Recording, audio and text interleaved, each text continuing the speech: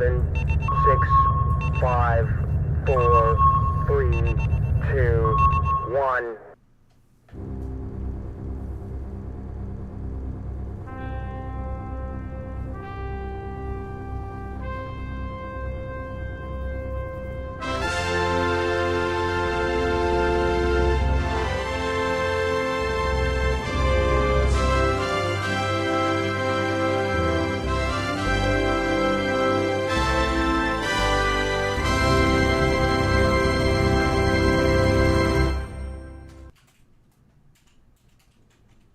Welcome. We made it work. It happened. It happened. And it's IFB time, everybody. So welcome aboard.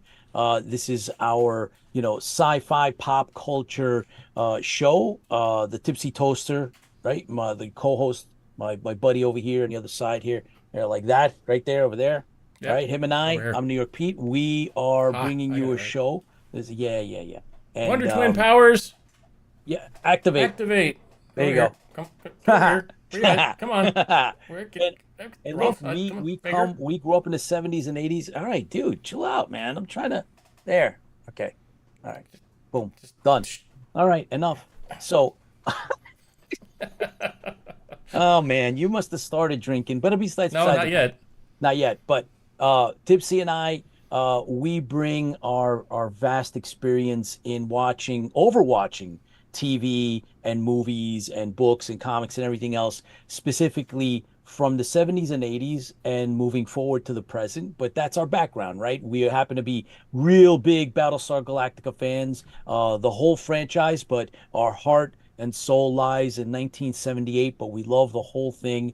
And stick with us and you'll hear more all about that. We have Tiny Bean is going to give us her take on what's going on TV, the current, and we'll talk a little bit about some of the other recommendations she's been making. And we got two guests tonight, but our special guest I'm is fanboying. someone that's all up in the genre, Fanboying. fan like we are, been watching IFB, and so we are really looking forward to have Deg E. Graves with us, visual effects artist extraordinaire, who's been doing all kinds of stuff, and you might even get to see the Tipsy Toaster just fanboy out because Yeah. he's going to get to talk about Defiance, and yep, there you go. He's got the badge. He's got the Defiance badge. So we're gonna talk I got all my about Defiance that. badge and the original It's gonna props be so. that We're I gonna have own. fun tonight, guys. We're definitely gonna have fun. And then we have towards the end of our show, we're going to have another guest come on, Phil Limbriano, who works with Tops. He's like a project manager for some of the lines of Tops. He's been on here before. So he's coming back, give us an update on some of the projects that he's overseeing for releases and stuff like that. So we're gonna have a lot of fun. I see you guys that are up. Chris, a lot of our usual, Bert Oliver Bulmer and George and Erica, Paul, Chris Laskowski from Down Under is watching, James McCoy, Baz also from Australia. Thank you for tuning in, guys. And there's some of you spread out through social media. Our numbers are incredible. So thank you all for watching Yeah, we got a now. couple Thank of you for first times watching on later. YouTube. Sometimes we're getting like thousands of views. I mean, we've gotten upwards of 30,000 on some of our shows. Thank you very much, everyone. And before we toast to the fans, Pete, I want to just just mention a couple of new. We got a new viewer on Chimpy Change, first time Cool. viewer, great intro music, and Squeaks the Great. Awesome. Yeah, I love Deg, so I guess we got some Deg fans. Perfect. Outstanding. Karen is with us too. Karen, thank you for watching live. All of you, thank you very much. So don't forget to give us the likes. And more importantly, is don't forget that if you want to watch any of the past episodes, start going to YouTube. Yep. Everything is there. That's where the main archive and library of IFB will be living, because Meta is going to be taking things down after 30 days, and that's going to start soon enough. But everything is on YouTube, so please watch if you want to see any of the other episodes, because we got some really lot of fun stuff that we've done over the last 5 years. So that brings us to our toast. I want to make sure that we recognize our. You're making a face. I don't know what that's about. Can't get it out of my Spock is hanging on to it, but it looks kind of Good. funny because they got I'm a police glad. officer above it. All right. Well, that's bizarre. Okay. This Well, wasn't fits. planned. It fits perfectly here. No pun intended. But listen, let's see. Let go, Spock. Okay, James, morning, Rob. Okay. So though Rob Baum, our unofficial fact checker, is here with us as well. So very, very cool. Thanks for joining us, everybody. And Tipsy, what are you drinking? Do you know? I do know. I am Don't know. doing Conway's Irish Ale. Oh, you managed to squeeze it out of the. Okay. Yep. Out of Spock's hands. You pried it Yeah. out of his hand. Cool. Named for Patrick Paw Conway, our founder's grandfather and a beloved traffic cop. You'd agree the smooth, full-bodied Irish ale is just the ticket. 6.3% alcohol. But I figured it was close to the 17th, so I would do Okay. an Irish. Yeah. Okay. We're not wearing green, but are we going to bring anybody else on? Or are we good? Tara, anybody? I think Bring the whole we're. crew? Yeah, this. Yeah, let's do it. Give Bring the Dag- whole crew on. Dag, Yeah. Dag, Yeah. you got something to drink? All right, let's do Okay, it. hang on. Let's pull that. And there we are. Okay. And let's pull audio. And, I love it. Oh, yay. So cool. All right, There we go. guys. Well, ooh, thanks gotta- for tuning gotta in. Fix that. and There's well, kinda over. you have to push that up. Okay. Yeah. All right, guys. This is to all Yeah. you fans. Fuel the Fleet. Open that up and have it explode. I wanted it to explode, but I don't have a glass. You can see how it looks. You gotta tonight. shake it up. yeah, it no up. kidding. Now I got the song stuck on my head. Shake it up. All right. All right. Well, No. Yeah. here's to you guys. Thanks for joining us live, and Cheers. we're gonna have a great show tonight. Yep. Fans for the fleet. Yes. Here's to everyone. Cheers, Thank you. guys. Right on. Cheers. All right, so cool. Baz said, had a pretty dream good. that I rejoined the army for the third time, then deployed to peacekeeping in Ukraine. Go figure. Tempting. Is it really? Okay. You never have enough. Every once in a while, I get something like that too. And all right, so welcome to IFB, everybody. And Tiny Bean, I saw the deck. And we're gonna, when you're done, we'll talk a little bit about one of the shows that I finished watching that you had discussed on one of your previous Yeah. discussions, and so we'll get Amazing. back to it. Yeah. Oh, yay. Well, it's so Ready? excited. So much fun stuff going on right now. So yeah, Tipsy, if you're good, I am ready to I'm rock. never good. I'm outstanding. Oh, that's true. True Never that. good. Always out. I'm always outstanding. So, anyways, I think let me pull up this piece so I can change the slides, and we are set. Cool. All right. Rock and roll. Fantastic. All right. Well, hello, IFB. Good to be back as always. Welcome to Tiny Bean's Corner, where we discuss new, old, and otherwise fun things for the fleet's viewing pleasure. Things that might have, maybe slipped through the cracks. It's almost spring here in the States, so while some of our favorite shows, I'm looking at you, Paradise, my mind-blowing sleeper hit of 2025. They're all winding down or done for now. So that means the spring and summer season is right around the corner, bringing tons of good stuff. We're in kind of the middle ground right now, but I've got some good preview news for you and a couple of surprises to watch in the in-between season. So let's start with previews. The most anticipated show returning this year is HBO's The Last of Us, based on the very popular video game. Off the charts reviews for the show across the board from the first season, and that season was 2 years ago, so it's been quite a wait. Pedro Pascal and Bella Ramsey return in this dystopian sci-fi, and the new season trailer just dropped, and it is amazing. Monsters, battles, and a host of new cast members, including Catherine O'Hara, Joe Pantoliano, Jeffrey Wright, and Caitlin Dever. Perfect opportunity now to go back and binge that first season in preparation. The new season will hit HBO on April 13th.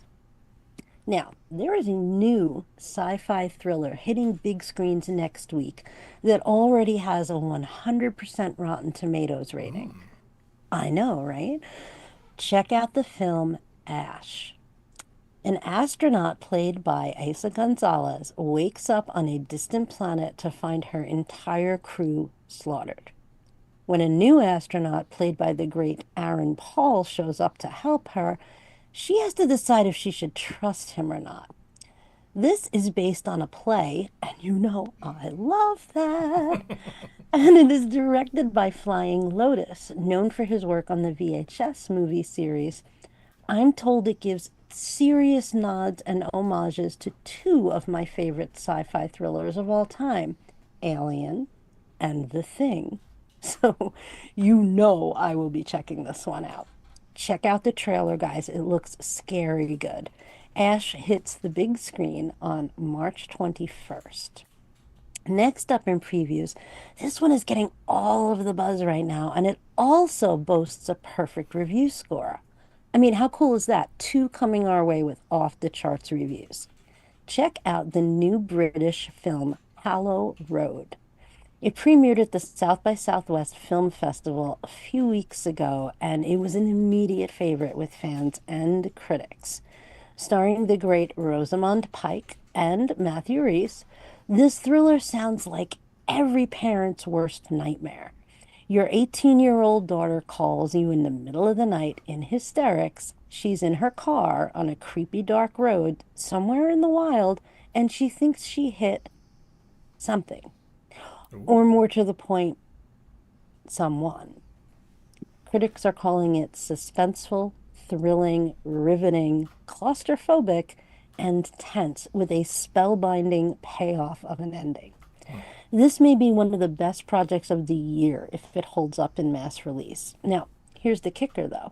We don't know yet when that will hit US and wide release. It was in limited release on March 7th from the film festival, and it is dropping in the UK in May. So we will have to keep our eyes on this one, but when it hits, you know I will tell you about it because I truly cannot wait to check this one out. Now, it's review time, and I have a couple of real treats for you. Both of these are outside of my usual genre recommendations. It's not sci-fi, it's not a thriller, but I have a feeling you'll enjoy. Now, I live in a rural area, so regular cable TV isn't really a thing here in the outskirts of town. It's rare that I get to watch something that is on a network TV series, but also on the streaming platforms that I rely on. Well, I am really glad that this one is available to everyone. Check out Matlock on CBS or Paramount Plus. No, not good old Andy Griffith from the 80s. This one stars the incredible, always stellar Kathy Bates as Madeline Matlock. No relation, but the irony of the namesake is a source for some fun. Madeline returns to the workforce, charmingly works her way into a prestigious law firm with equal parts warm smiles and determination. The law firm is run by Beau Bridges, Jason Ritter, I adore him, absolute twin of his dad, and Sky P. Marshall. Madeline uses her stage in life to her best advantage, playing on the fact that an older woman is less likely to be noticed and more likely to get people to open up. There are so many great little details here. The first episode sets you up for what seems to be your standard procedural episodic law show. Nothing wrong with that. Always a good time. But just wait. There's a twist. And no, I won't give it away. But it is a doozy. It sets up the rest of the show with a delightful backstory that levels the whole thing up a notch. Well written, well acted, a serious good time. If you're not watching Matlock, you're missing out. This is something fun that you can enjoy and that pretty much your whole family can enjoy. So check this out on CBS. It's also on Pluto TV and Paramount Plus. Now, next up, I have a film recommendation that is very outside the realm of the types I usually recommend. But let me tell you, I highly recommend this one. Check out the film Real Pain. This one is notable because one of the stars, Kieran Culkin, just won the Oscar for it. Now, if you're thinking all Oscar movies are heavy dramas and lots of, cue Eddie Izzard, what is it, Sebastian? I'm arranging matches. Oh, I think I'd better go. Or the room with a view of a pond with a staircase. And yes, I would agree, but this is not that at all. Written, directed by, and starring Jesse Eisenberg. I cannot remember the last film I saw that was so absolutely touching, but not in a cloying, sweet way. It's funny, it's incredibly real. Jesse stars as David Kaplan, who plans a tour of his late grandmother's homeland in the Polish ghetto with his complete opposite cousin Benji, played by Culkin. It has an almost sideways planes, trains, and automobiles feel to it as this unlikely pair embark on this journey. The actors in the Holocaust tour group and their British tour guide are all wonderfully written and acted. You feel like you really know all of these people. Culkin delivers one of the finest performances I've seen on screen in a long time. It's subtly nuanced, equal parts hilarious and tragic. The film moves at a good pace while slowly unfolding the pieces of drama and backstory. I had no idea Jesse Eisenberg could write like this. He does a monologue at a dinner table near the end of the film that will absolutely break your heart. It is nearly flawless. I always liked him as an actor, but if he can write and direct like this, we are in for big things from him. I cannot say enough about this film. I think it's something everyone should see. I know on the priority list of exciting viewing options, this will probably fall closer to the bottom. But I urge you, please check it out, guys. This quiet little film has a lot to say. And I think everyone will find something in it they can relate to. And when you finish watching it, you'll be very glad that you did. A Real Pain is streaming now on Hulu.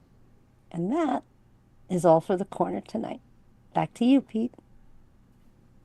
Outstanding. So, I did wanna you kind of, you dropped the Paradise in the beginning, and I finished binging it yesterday, and we were saying it's a little bit of before we went on air, it's a little bit of a cross between a couple of other shows.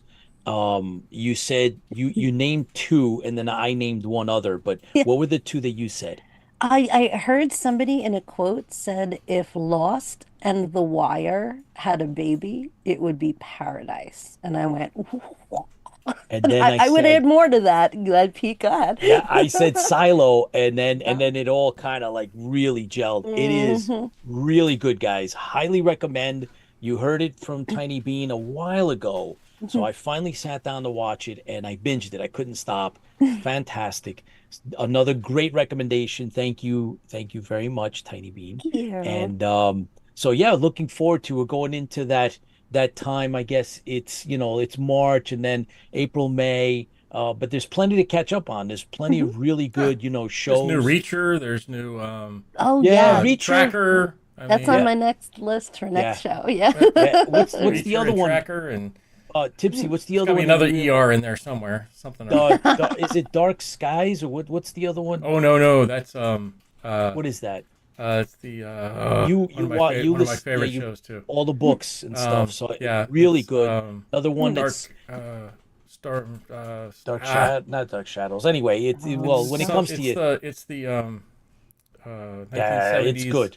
Apache, not Apache, Yeah, but First Nation Indian. people. Yeah. Yeah, Anyway, Oh, yeah, bottom yeah, yeah, line yeah. is Dark yes, Winds? Dark Dark Winds. That's Winds. it. There we go. Ah, Yes, yes. yes. Good, good A little pick. bit, Yes. so look, there's a lot of really good television, um and Silo, right? Silo, That was Severance. fantastic. Severance Severance. We've is only got a supposed to couple be more episodes of this season. there Season we is go. incredible. When Yeah, does I'm Star I'm Trek gonna be so Discovery? I sad mean, when it's not done. Discovery. Star Trek Strange New Worlds come back Strange New Worlds is it's coming up It's coming soon. up. pretty soon. Yeah. Chris Fian just talked about it last time, and Yeah. I forget And when he said, Andor. yeah, Andor will be coming up Andor. too in April. But Lots of no, things to look the forward to.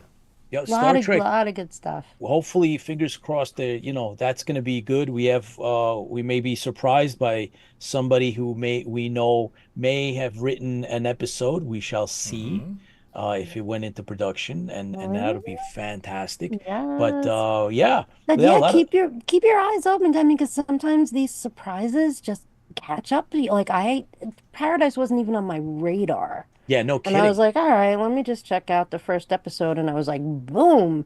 It's not my favorite show of this year so far. So, Oh, absolutely. Superfan Fran is with us on live. Thank you, Fran, for joining yay, us. hi, We're just Fran. wrapping up Tiny Beans uh, uh, segment, and if you want, you can always go back and watch it, preferably on YouTube.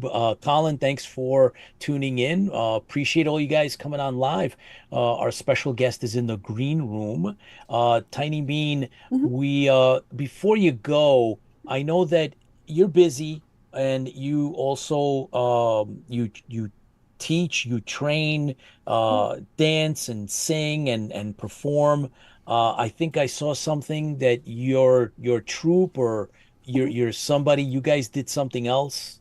Oh yeah, we just did a staged reading of a play that was just on Broadway last year called The Thanksgiving Play.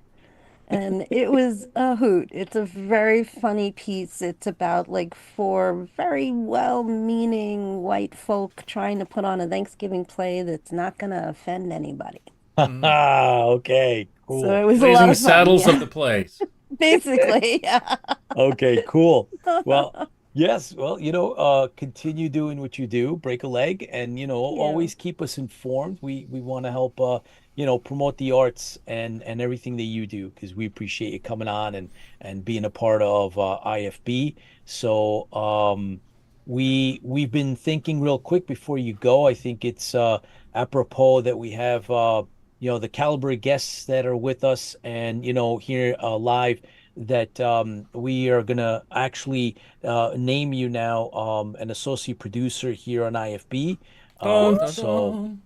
Oh my God. thank you for doing everything you've been Thank doing. I mean, you. you put together your own segment. You've been doing this now for a long time, so it's a long time coming. I mean, Oh, it's just a way to recognize And that everything comes you've with a been pay doing for increase. us. So yeah, yeah, yeah, exactly. exactly. You're gonna But double it. yeah, yeah. Double Wow. your So pay. associate producer, I love look for it it. on IMDb, the least that we could do for you. Amazing. So thank you so much, Tiny Bean, for doing your segment and supporting. There's going to be we've written another scene to anchor the original Tower Protocol, our first indie that Mr. Jeff Kirkland starred in 20 years ago, to the film that we just put out into the festivals that you're in. And so your character will be answering the phone in this one scene that we're going to be filming later this year. So stand Oh, by. can't wait. Oh my goodness. That's amazing. Absolutely my pleasure to be here, guys. You don't know how much I look forward to IFB every week. So And we look you forward to guys are having the you on best. every time. So Thank Absolutely. you. Thank you so much. Tidy All right. Bean, here's Thanks, to to you. guys. you. Woohoo! Thank And you. Congratulations. feel the fleet. Cheers. Thanks, guys. Enjoy. All right. Well, it's always fun having that Tidy Bean on. And it's great. So Tiny Bean's with us. She's been with us for like right from the beginning, like that Yeah, first season. maybe less than a.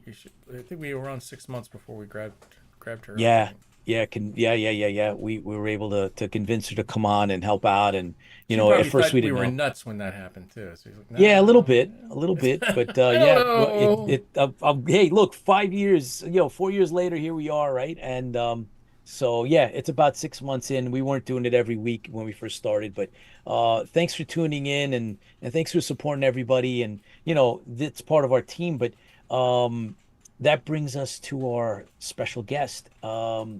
So you know, we don't usually get too many calibered individuals that are making the genre that we love, that are fans like we are, which always shows. We always talk about that. The difference that a fan brings to anything that they do, but especially when they're working in the business, is it shows, and it's always different, and we really know how to appreciate that because we follow it. And I can tell you this much, that Tipsy Toaster has a couple of shows that he likes more than I do, right? I mean, that's just because I mean, Galactica binds it, but Yeah, you there's like waste of one. time. I hate waste of time. Yes. But we're both Logan's Run fans. Yep. We both like, a lot of other stuff. I watched Defiance when it came on, right? And I enjoyed it very much. You're a bigger fan of I Defiance. watched Defiance multiple times. I bought Yes. the online version. I bought the DVDs. I bought the Yes. Blu-ray, You have a and couple of I props. actually bought props. Yes, you did. So I Dun, actually have dun, stuff dun. that was in the show. Ton of Defiance. Well, Yep. so look, we're bringing all this up, and also Tipsy's got his Defiance badge on, right? Yep. Oh, I even Yes, I got the biggest prop I've ever ordered. yes, and nobody Right to knows my right. really. Yeah, We'll show yeah, that and towards the end because I don't know okay. what scene it's in because I've been looking for it and I've watched the Yes. show Well, yeah. Well, numerous who knows? times. I've One never of been these able to days find we'll it. find out. And the reason that we're bringing all this up is because our next guest not only has he been watching and joining us on IFB, he's been actually contributing. He's been, chatting. Yeah, So it's great when you get a fan who does. We were just talking about that. It's a fan who creates something that's even better than yeah, somebody who just creates something. Some absolutely, people go in for the money. Some people just get paid for something, but somebody that puts a piece of their and love, that's okay too. yeah, Yeah, into that's it, all and right that's too. fine. Or Right? somebody who puts a piece of their love into it, puts their Yep, heart and soul into it, that speaks volumes. I think it's that's fantastic right. to actually have somebody that is a fan of specific shows because you do meet a lot of people that aren't really fans, That's right. and that's That's fine. right. They still create great things, but However. however, when somebody is a fan, it's And super that's special. that's who we got. Deg, welcome to IFB. Thank you so much for Hey, taking the time out. You're wearing your Galactica shirt, hey, man. Woo! like you said, man, I'm hardcore, man. Born and bred's in my blood, man. Sci-fi, it's all I Love am, it. man. I live and breathe. Oh, absolutely. I also, it's not an excuse, but just the way, I kind of grew up. I never really found my way to sports. I found my way into sci-fi, and that became my world. So, from the original Star Trek, then into Star Wars, and then into Battlestar Galactica and everything else. All the other sci-fi stuff All that of was it. out there, man. I just ate all that stuff up. And thank you so much for taking the time out. Oh, absolutely. Thanks for having me. You've worked on Appreciate it. some cool ops. It's pleasure's ours, but you've worked on some really cool stuff, and we wanna try to dive into that. We want to know what you're up to now, and maybe tell us a little bit about what else is on the horizons. But you have a unique background. You worked on Defiance, Blood and Chrome from the reimagined Battlestar Galactica, just to name a couple. You've done other stuff, and it's my Star pleasure to Trek be able to tell everybody that you've been nominated for a Primetime Emmy for Defiance, for and Defiance. and you've also won another Got beat by award. Game of Thrones. Everybody got beat by Game of Well, Nobody watches Game of They Thrones. had that HBO yeah, money, man. nah, Nobody We watches gave it, Game of Thrones. still. I'm and sure that, they bought into that one. I'm sure. but you did get best visual effects for Battlestar Galactica Blood and Chrome, International Academy of We Web did. Television Awards. You did get that one, and you may have gotten other things. I mean, this is just I think we got things a that Webby were, for that as yeah, well, if I remember right. cool. Because it went Blood and Chrome went to hit a really weird broadcasting thing, and it ended up being broadcast on a web service, and they ended up giving us a Webby for Hey, if I recall right. Hmm. I think it's well deserved. I mean, Oh yeah, I that show's really great. enjoyed it. That It was was really great. good. The Of visuals. all, I mean, we also liked the Caprica. That was another one that we Oh really yeah, enjoyed. shit. Same Um, team. yeah, Huh? yeah, yeah. Before I was brought on, Hmm. I replaced their lead modeler. Oh, really? Yeah. Oh, The that's cool. story. without knowing it. Without knowing It's it. nothing like showing up and going, "Hey guys," and they're like, "Yeah, Yeah, welcome, That's kind of like what it was. It's there. yeah, welcome, yeah, boss, great." you're the boss now. Yeah, well, Feel a yeah, little and I was green, friction. and Yeah, it threw me in the deep end, and it was a baptism of fire. Uh, but yeah, that was interesting. I, You've been involved with the Star Trek franchise as well, man. I have, I It's, have. I mean, these are some of the That's top. why. That's what fueled me to go to Hollywood was to work on Star Trek. I mean, Wow. and anything else. I mean, like I said, I eat and breathe all this stuff. So, I'm basically your generation. I'm 62, so I grew up in the 70s, 60s, 70s, 80s, and Yep. I have. I mean, I'm just a sci-fi geek through and through. Let's say I like sports. I never got into team sports. I like to play them, but sci-fi was my thing, and Yep. creation and just doing blowing models up and GI Joes and stuff like that. oh yeah, I've blown up so many models I can't count. Mhm. Oh boy. So Deg, where do you want to start? I mean, it's up to you how you want to weave your way through your background, highlights or any way. I mean, we try to Yeah. have a pretty laid back approach, but we want to hear about you and This reminds some of the me. Let me stories. just to. I started. I used to run a comic book store in Chicago. I started there when I was Ah, probably like 11. I wandered in there and made friends with the owner, Rick Vitone, and it was the longest running comic book store in Chicago. And me being like sort of, I for some reason I got Ghost Rider oh in my yeah. fancy. It struck a fancy with me, and it's weird because I'm not into skulls. I'm not. I like motorcycles, but I'm not a motorcycle guy.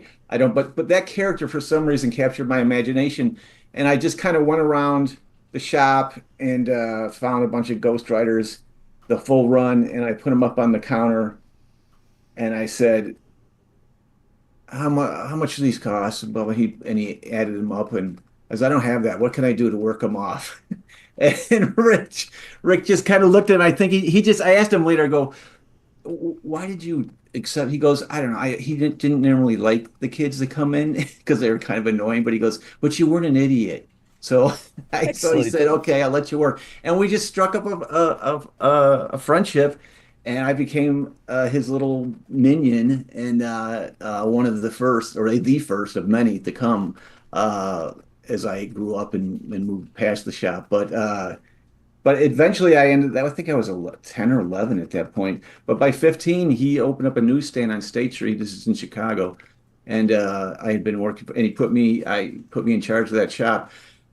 So I was running that for a number of years. Wow. But that's, and this is why I like your guys' group, because we used to have, this is all pre-internet, as you know. This is back in the, mid 70s. And, and we would have fans would come in, obviously because they're coming into a comic shop rather, and you'd strike. It was the easy. I always say there's nothing easier to strike a conversation with a stranger and go, who's your favorite superhero?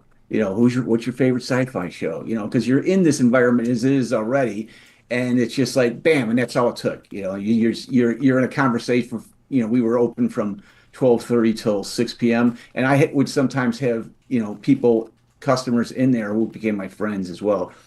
In there all day, just us just riffing and talking like you guys do on the show here. Just having a blast, just talking about all things sci-fi, Star Trek, Battlestar, Star Wars, you name it. Comic books, everything. So that's sort of like that's the genesis of my fandom, so to speak. Well, actually, I have to rewind because my dad was a science fiction fan. And Cool. so he introduced me to Star Trek. So I always say I have a perfect Star Trek attendance record as far as because I've been watching it since day one, September 8th, 1966. I was only 4, but I do remember it. And I caught up later with the repeats as I was older, to get a more of a cognitive memory of them because I could basically recite TOS Star Trek episodes, all of them. So Sweet. so Dad started me on that. He also started me in model building. If and so got to the comic book store and worked there, and that took off. And Rick and I used to talk about making movies. We were it never really took off, but I always had that. I always loved building models, so and I always was building. I built all this, all the Galactica models, all the monogram models. With a friend of mine who was my girlfriend at the time, her brother. I was fortunate enough to also get a best friend, and we built all the Galactica models and enjoyed doing that. And I just always built practical models. And then that just it's a weird career arc to Hollywood, but eventually I went into I was in pre-press. Doing of all things, I was doing retouch. I was lead retoucher for Playboy magazine, and then that introduced me to actually to computers, because we moved from physical retouching and what they called wet etching and retouching was all physically done to computers. As computers came out, we had a huge pagination system, which I call a prehistoric Mac, and these things were a couple $1 million for just a couple stations. And then finally, Max came along, I think around the mid 90s, 90, and so that was my introduction into working with Photoshop. That's since Photoshop 1.0 took over the duties, the tech duties of what these the pagination systems, the Cytex and the SIGGRAPHs were retired for the cost effectiveness of Max and the versatility of Photoshop, which is to this day is the gold standard for photo editing. And that just, like I said, that just got me completely absorbed in computer technology and digital editing and whatnot. And so I went from doing that pre-press, and then eventually I kind of I wanted to be a model builder, a physical model builder, what they call practicals. But Hollywood was 2,000 miles away. Music, my brother needed a drummer. That just kind of pulled me away for years and years. And just my career path took a different point. But I always had it on the back burner. It was always on my mind. And then when digital CGI came along, I was like, I had done really well as far as I had formed my own graphic design business. And I was doing toy catalogs for like Todd McFarlane and Wow. all his collectibles and which is, by the way, started out with his sports lineup, which being that I'm not like I said, I like to play sports, but I never followed the sports. I'd catch a game now and then on Thanksgiving or whatever, but but he had put out like these figures of every sports player there possibly was. And for those few years, I knew I knew all the sports players. I knew all the stats because I knew all the figures. But it was funny because I was doing this from home. I started my own business, and it was from home, and I was doing all the product photography too. And I told my wife this during Christmas too, and I told my wife, yeah, they're going to ship a bunch of stuff. They're going to ship a bunch of product. And I had my garage set up like a photo studio because I was going to I did everything for their catalog work and product photography. I designed the catalogs. I put together, I assembled them. Did all the graphic design. Uh, so this truck pulls up at our driveway, and it's half like a big giant U-Haul moving truck, like half the size of a semi, full of boxes. I'm like, oh my God, what are we gonna do? Oh, Oh we're gonna boy. put all this. And it was so much. My wife Christina's like, what? And so we're just like, all right, I disassembled my studio in the garage just to clear it out to get all the product put in there, and just said, okay, let's put it in there. I dragged all my photography stuff and just dumped it in the living room for now. And then we had an overflow from the garage into the living room. So I go, oh, honey, I guess we're not putting up the Christmas tree this year, because it was literally every corner was just full of Wow. boxes of these Todd McFarlane figures. And so, my wife, bless her heart, she's just always been 100%. It's a new adventure. Everything's an adventure. I just, I love her to death. But so I went about, shooting I set up my sweep and my stand, my photography stand, took all the stuff anyway, and got all the photography done, and then and managed to get the boxes finally cleared out because they wanted them back right away because they want to sell them. But so they're like, I only had them. I had to shoot it all in like a week. It was like hundreds of figures too. Anyway, I did it, and then that I assembled. Well, it was funny too because my Mac crashed. It was funny. It was an 8-page catalog, and I had I had 3 pages delivered, and my hard drive crashed. And Whoa. like it took all my designs. Luckily, I had all the photography or all the product photography stored on discs on CDs that I had burned, but everything else was gone. And so and this is my first client that had followed me from another business that I had when another guy and loved my work so much, and we're like, "Are you still going to do our catalog?" And I couldn't solicit them because that was just not within my honor system. But they came to me, and I says, "Well, if you guys are asking me, then by all means, I'd be happy to continue doing your work." And they said, "Yes, yes, yes." And I said, "Okay." But anyway, my hard drive crashed, and I was like, "Oh my God, that's 3 days work." And I never told them. I stayed up for 4 days straight. My wife Christina used to say it was surreal. I would see you. She'd get up. She'd go to bed. I'd be at my computer. She'd wake up in the middle of the night. I'd be at my computer. She'd go to work in the morning. I'd be at my computer. She'd come home from work. I'd be at my computer. I was sleeping like an hour a day, but to just catch up for everything that I'd Wow. lost. And because I wasn't going to tell them, hey, you know what? I lost my work. That's not a good look. So, but I got it done, and I caught up, and they never knew the difference. So I just that catalog took off for them. It increased their sales by like exponentially. I can't remember. They were glowing to me about it, and I was like, great. So then they had me more work and more work and more work and more work, and so at that point, like it was ad work is crazy. You make a lot of money doing it. And so I told my wife, look, we could do one of two things. We can either get bigger cars or bigger house, which we're just not really materialistic, I can just stop this, and I want to be a model builder in Hollywood, and I can just wrap it up, and I can and I looked into there was only one sort of CG school down in Florida called Dave School at the time, and it was like it looked like they wanted like 20 or $30,000 for tuition, which is was fine. But I was like, nah, autodidactic, so I'm just gonna teach myself, and I did. So I said I took 3.5 years off, and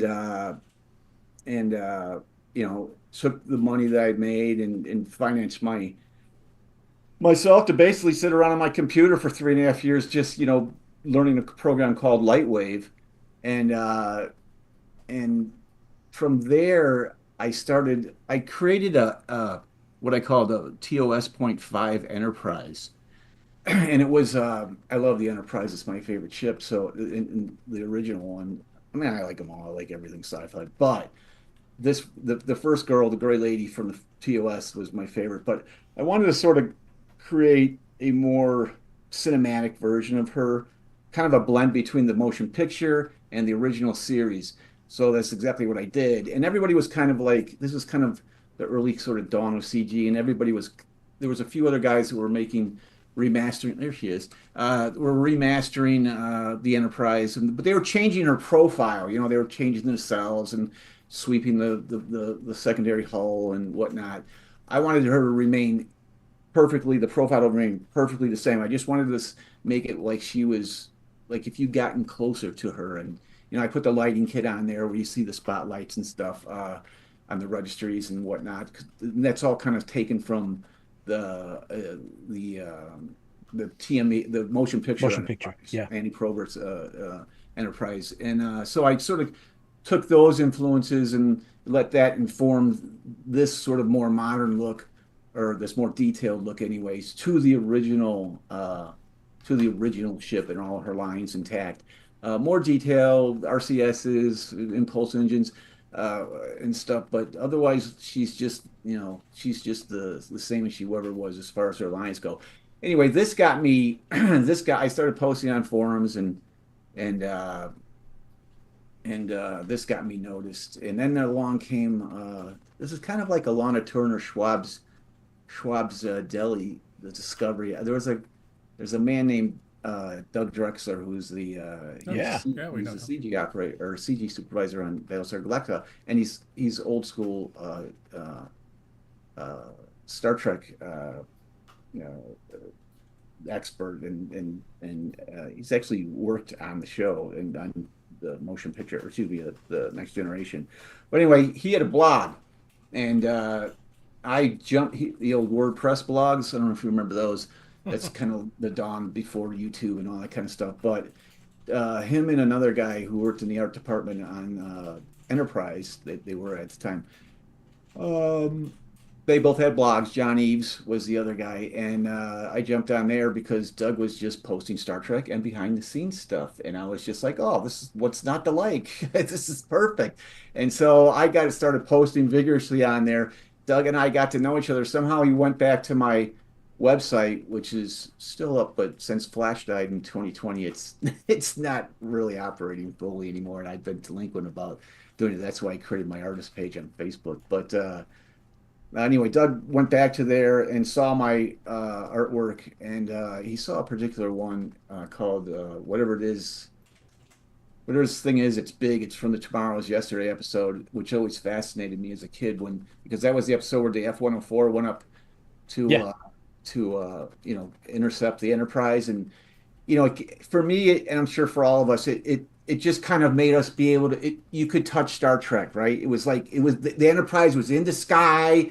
I used to like to do two things when I was a kid: was imagine Enterprise and then imagine a Tyrannosaurus Rex coming down the street with my, down the, there's just, and then that came to be in Jurassic Park, in a lot of ways. My brother and I used to just daydream on the porch steps, and when we lived in Chicago, and so, yeah, that episode particularly captured my visual imagination, and so I had to recreate it for myself, but I wanted to see it in more detail, and I built the F-104 as well perfectly to the looking at the reference of Captain Christopher's 104 from the episode. That's actually an actual stock footage of F-104 that was deployed out of Omaha.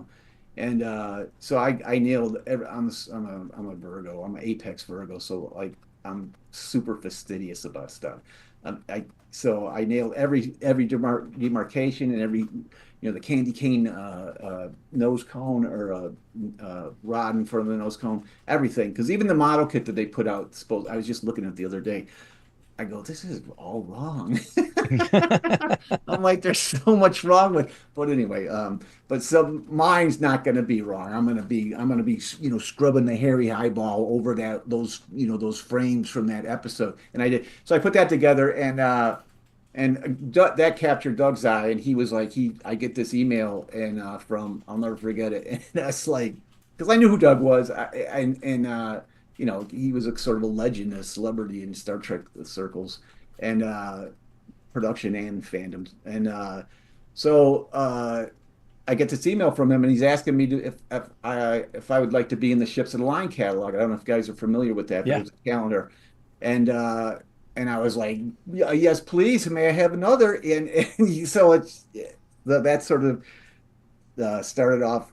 Well, actually, John sort of gave me John Eves, the other or excuse me, concept designer out of the art department in Enterprise, and uh, he we he got me to build some of his designs for William Shatner. Had started a really short-lived social media professional page called My Outer Space, which is sort of a play on Never MySpace. Yes. Was like one of the first social media platforms. Well, he started this thing called My Outer Space, and it was its intention was to sort of link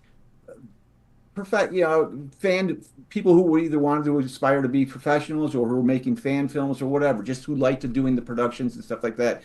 And it was sort of like an early sort of like almost kind of like LinkedIn for like fandom as far as people that wanted to try to be professionals. Anyway, so John, he said, "Hey man, you want to?" Like I said, I got to know him through his blog too. He said, "Hey, you want to build some of my designs? I got these designs that I'm doing for Shatner, and you want to build them for me?" And I says, "Yeah, sure, great." And yes, I can't remember if they paid me or not. I don't think I think they actually did. I think it was an actual paying gig. It wasn't much, but it was, it was my foot in the door, so to speak.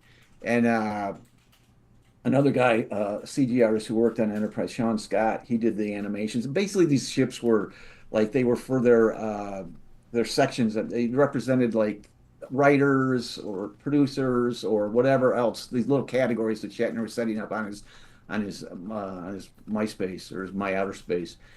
Anyway, so that John sort of gave me the soft foot in the door, and then Doug gave me the calendar, and then Doug, of course, was the CG supervisor, and he was working for a guy named Gary Hutzel, who was one of the there were three visual effects supervisors that came out of Star Trek. There was Gary Hutzel, gosh, I'm not Dan. I can't remember Dan's name. Forgive me, Dan, his last name. And then Rob Legato, who went on to win Oscars for Hugo and what was it, the Jungle Book and Wow. Big Action Jungle Book. But anyway, so Gary was one of the big three out of the vision, and so he was the visual effects supervisor on Battlestar Galactica, and he basically Gary was revolutionary in the sense that they did the pilot, the re-envision pilot, and Gary didn't like the idea that he was in an office and he was sort of hiring vendors. One of the vendors was Zoic, that was another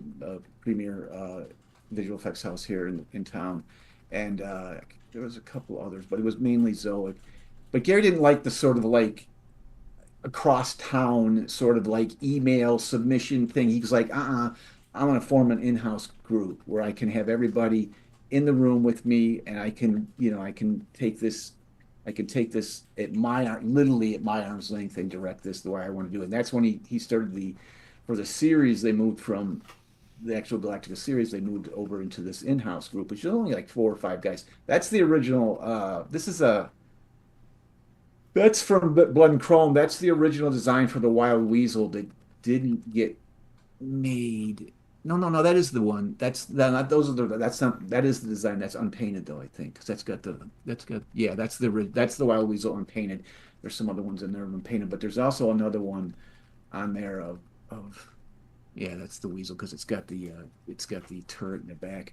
But there's the one that was the I believe that's the unrealized one. Oh, this is what happened. That's right, I forgot. We built the first Wild Weasel. That was the hero ship of Blood and Chrome, and we designed it. But then the production decided that they wanted to drag the Raptor. They had a set piece, the front end of a set piece, out of storage and use it in the show. Okay, so it didn't have. It was only the front piece. It was cut off in half. It was just so like you could walk into the front door and stuff like that, but it wasn't complete. But it was slight. It wasn't configured the same way as the re-envision one that we did. So we had to scrap that one completely and then sort of pick up uh, uh, the old model that matched the Raptor from the series, or from the original Battlestar Galactica series, re-envisioned series, and then uh, and then build a new back end digitally for that.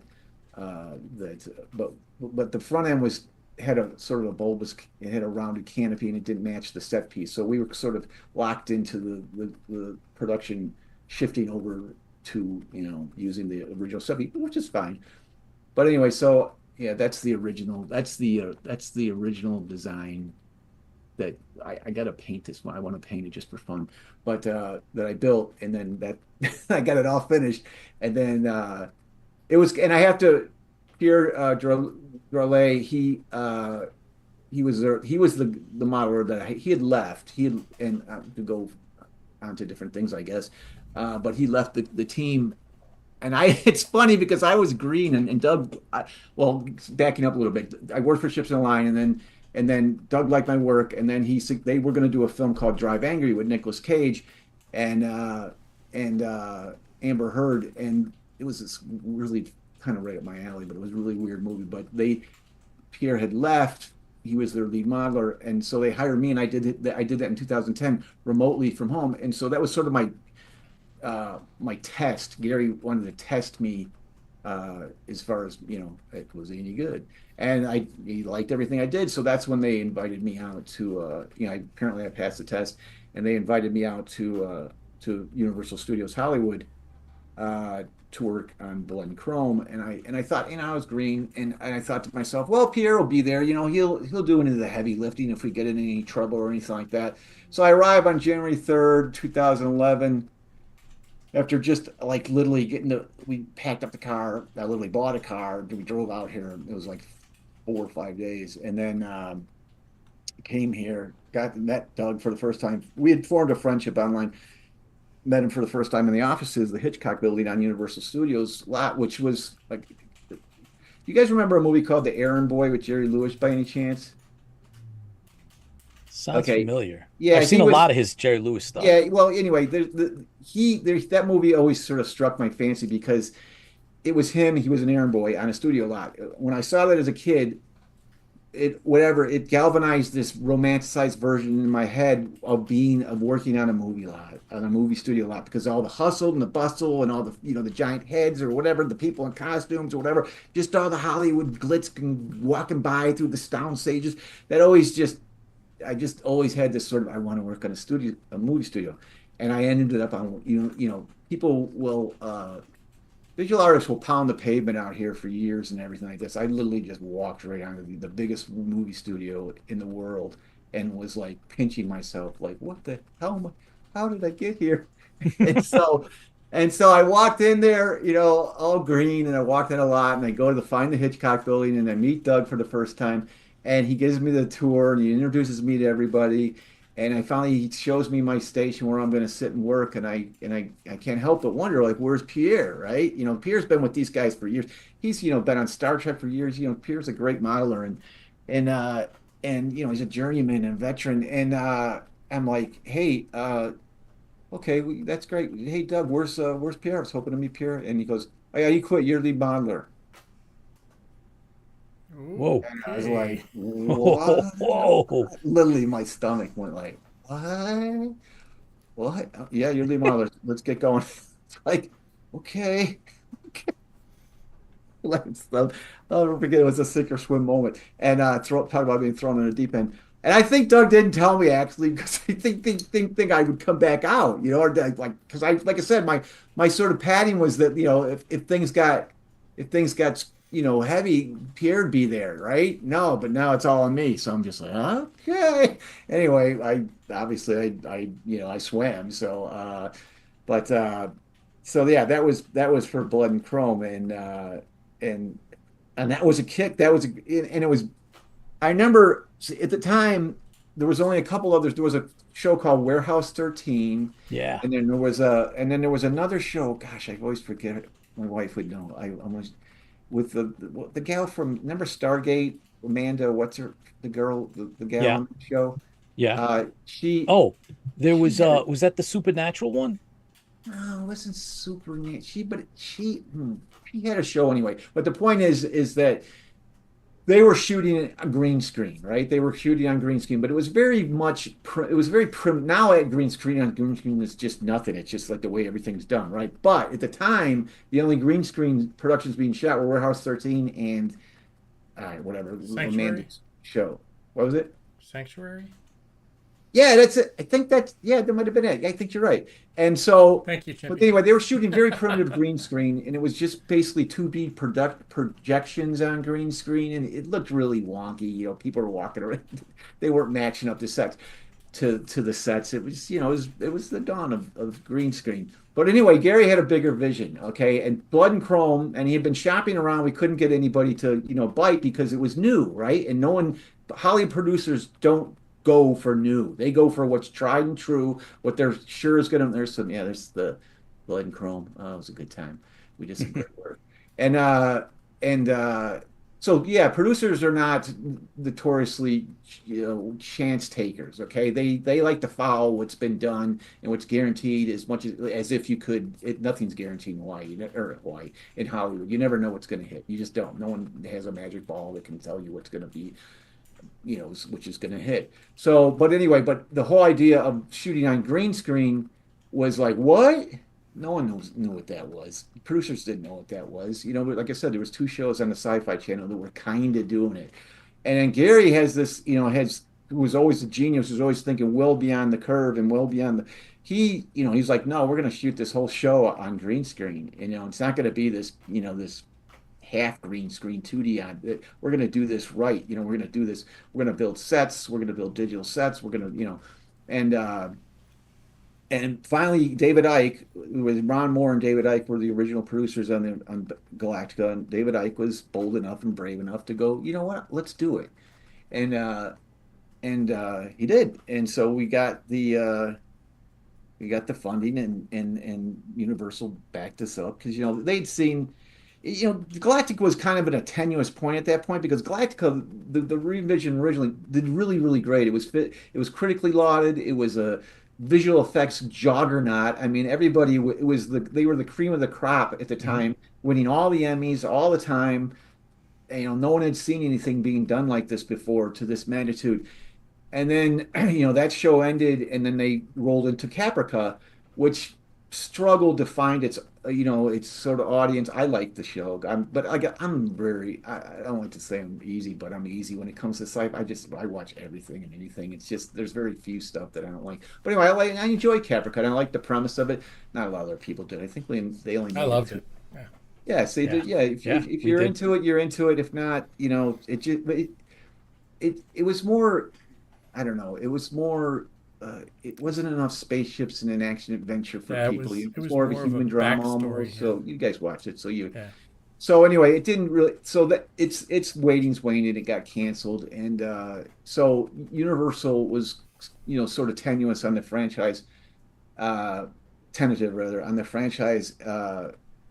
Given that record, it kind of almost like petered out, right? So Galactico didn't do good. So it was kind of a struggle to get Blood and Chrome juiced up, but they had this idea that it was going to be a young Adama show, right? It was going to be where Adama came from. And as a fan myself, I'm like, oh yeah, I want to see that. I loved Adama. Going back to the original series, Lauren Green, which I'm currently rewatching, by the way. But awesome. yeah, and it still holds up. It's such a good show. I understand your guys' deep affection for it. But as was mine when we watched it back in '78, right? It was like, Oh yeah. this is holy, what? This is amazing. You had John Dykstra, he had formed up Apogee. But anyway, we'll get to that later. But so yeah, so we started Blood and Chrome. I came out, he had the bomb dropped on me that I was lead modeler. Apparently I stepped up, and the rest is sort of history, right? I mean, it started it was a great place to cut my teeth, and it was it was on a movie lot, which every day I walked on and would come out of the walking structure and walk across the lot to the Hitchcock building and see all that, past the sound stages, and see all that hustle and bustle, that Hollywood, and it's just great. And I pinch myself every day. And like I said, I had to pinch myself. I'm like, I'm in with these guys.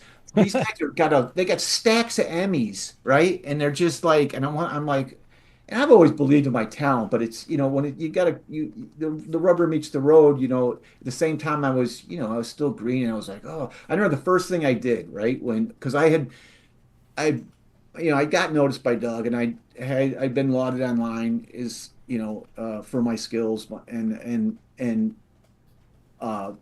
I tend to be very fastidious, and there's always a time factor. And I was like, oh, will I be able to build, I always equate this. Hollywood broadcast television. You remember in Indiana? You remember in Raiders of the Lost Ark when that ball came down to crush Oh yeah. Indy? Yeah. Okay, that's what working in broadcast television is like. Okay, because that broadcast date's coming, and no, it ain't moving. Okay, sometimes it can if things get real tight. Even Star Trek QS used to do that because the visual effects couldn't meet their deadlines because it was back in the early days with practical effects, but it's still that way. It's that broadcast date doesn't move, and here comes that ball. So you have to be able to build, but you got to be able to build fast. You have to be able to create on command because it's just like and that's a whole other dynamic to art. There's a Wow. difference in being a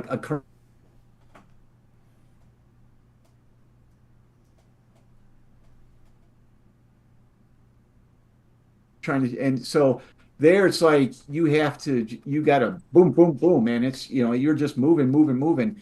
And it's, when you have to do that, when you got to create like that, it's a whole other ball game. And again, luckily I adapted. But what I did was I was like, okay, well, oh, let me start looking. I inherited Pierre's station in the server, and I just started opening up his models and started looking at them, and like, and how detailed are they? How, whatever, and what do I got to build? What's the level I got to build out of these things? And fortunately, when you build models for, like, static shots like you're seeing a lot on my website, uh you can put a hairy eyeball on those and you can look at them. When you're doing stuff for a television show or a film, that stuff's moving, so you have a lot of motion blur, so you don't really need to put as much detail into it. I mean, you want to build models that are, that could hold up to a, that's one of the things that Gary loved about my models, because he goes, oh, I can just put a camera right up on these things, so he loved that. And in the sense that, you could design a whole level of different shots because the model, the asset, held up to this scrutiny with a camera, what they call a paint scraper, getting right on it. Uh, but you also got to be able to do that within the time you're given. And Blood and Chrome was nice because it was a pilot, like I said, that unfortunately didn't get picked up because, again, going back to that sort of, you know, tenuous relationship or perception that Universal had with Galactica at that point after Caprica sort of going belly up. Uh, so, but we had 9 months to work on that. 2 hours of programming, which is unheard of. Wow. So we were able to pour, a lot of extra in there, but on top of it, going back to what I was saying before, this move Gary Hutzel had come up with, rest in peace, Gary, he passed away. But Gary had come up with it in his genius brain about shooting this whole show on green screen, and he got David Icke, their previous producer on the previous iteration of Galactica and Caprica, to buy it and then sell it to Universal, and Universal was like, okay, well, we're in, and we did. We made this show, and I remember they were filming in Toronto, if I remember right, and they would send back. They were filming on green screen, which is, like I said, it's nothing nowadays. If anybody who follows Yeah. visual effects at all, you watch your extras on your DVDs or Now, your Blu-rays. now, Excuse me. now it's all And Unreal the Engine. green screen is nothing, right? It's ubiquitous now. So, but then it wasn't. Okay, no one was doing this, and so we get back these dailies, and we go upstairs to the Hitchcock building. We had a screening room up there to screen the dailies. We're all sitting there, the whole crew. We're all in there, little, and then we're watching this. We're all excited, to see what's the principal photography is means the first we're getting to see of it. And I look at it, and all I see is green everywhere behind the actors. And I think to myself, Oh, oh my God, I gotta fill all that in. And there's other guys doing.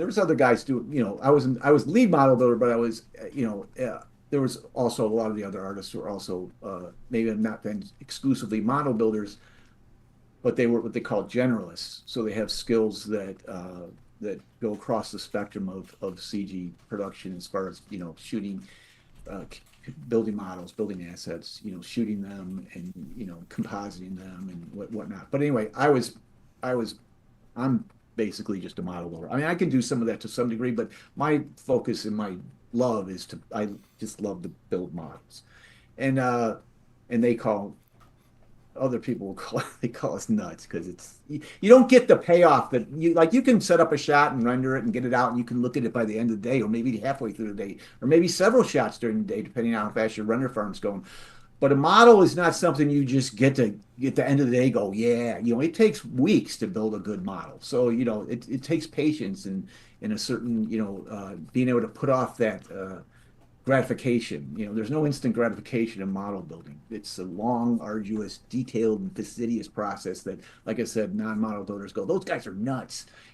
So anyway, so I look at this and I see all I see is green, and I'm like, oh my God, look at all this green. What am I gonna do? I gotta build it. So it was a bit of a shocker, but you know, you do what's in front of you, right? You know, there's your shot list, there's your model list, and you just keep trugging away, hoping you're doing okay. Because remember, I'm green at the time, and I'm like, I don't know, am I choking on this or what?